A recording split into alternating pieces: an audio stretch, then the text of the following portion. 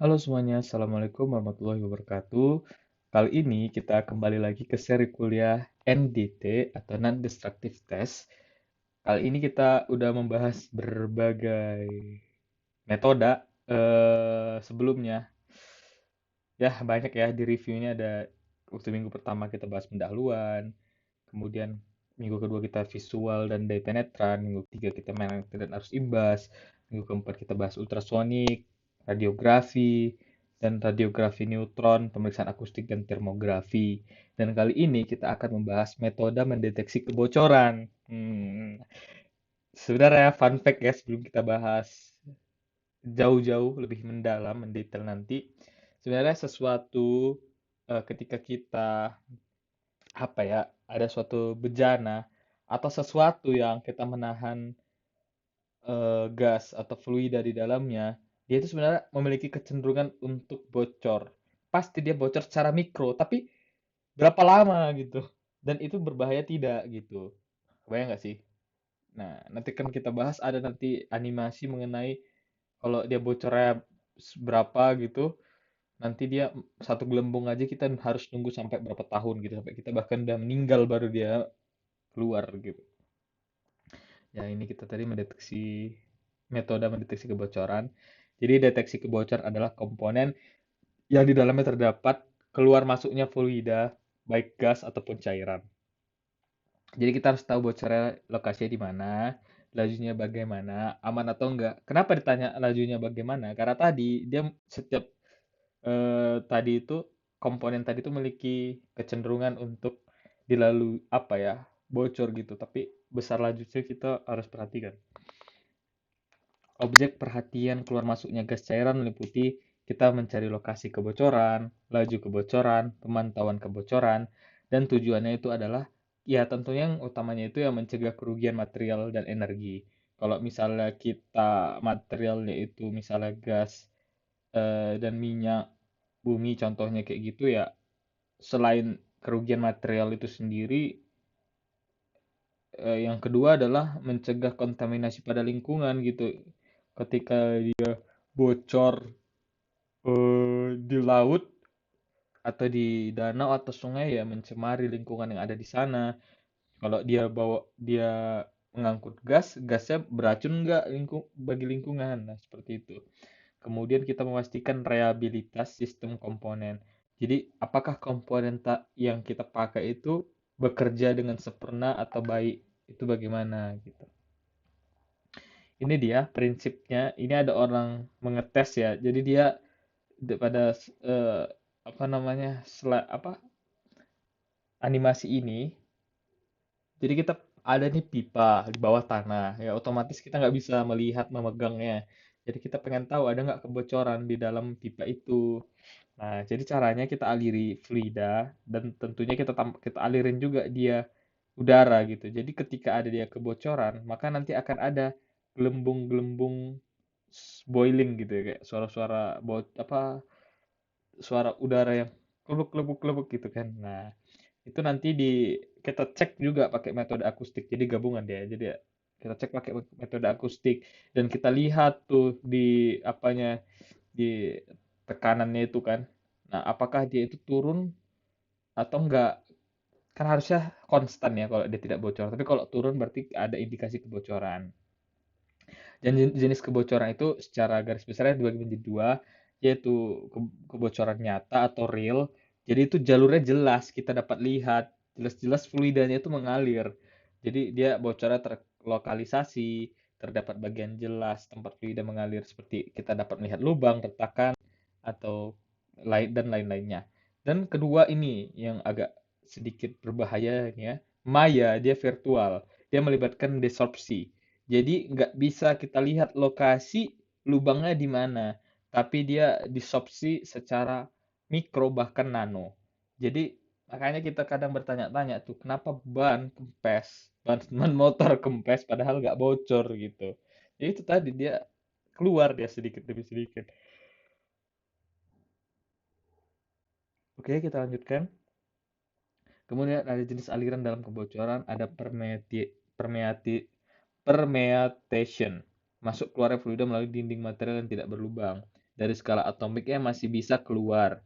Misalnya dia kalau gasnya itu lebih kecil ukurannya dibandingkan rongga dalam atom-atomnya, maka gas dapat lewat. Kemudian ada molecular flow. Jadi mean free path-nya atau rata-rata jalur yang bebasnya tadi itu lebih besar dari leak-nya. Sehingga dia atau besarnya 10 pangkat 6 atm cm pangkat 3 per sekon. Dia maksudnya ini adalah berpindah seberapa jauh sebelum sebelum menumbuh atom-atom lain. Kemudian ada transitional flow atau karena kebocoran, mean free path karena kebocoran dia leak ya di 10 pangkat 6 sampai 10 pangkat 4. Kemudian ada viscous flow, mean free path-nya lebih kecil daripada leak-nya. Nah, kalau kayak gini, berarti dia ada kemungkinan untuk terjadi laminar dan turbulan. Berarti kalau laminar itu 10 pangkat min 4 sampai 10 pangkat min 2, harusnya turbulan itu lebih besar dari, harusnya min 2 ya. Rentangnya dia lebih besar. Sementara choke flow, jadi tiba-tiba ada tekanan kebocoran yang tidak mengalir secara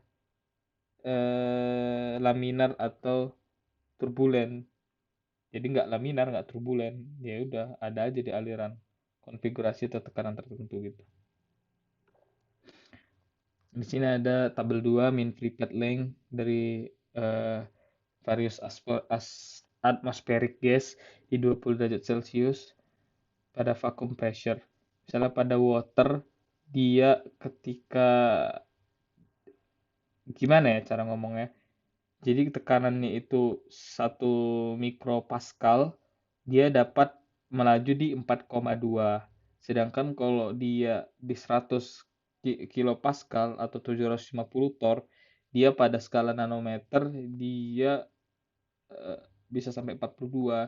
Tapi kalau bayangkan nih air ya, eh, atau apalah ya, misalnya hidrogen, kalau 1 mikropascal di 12,5 kilometer, kalau dia 100 kilopascal di 125 nanometer, gitu ya.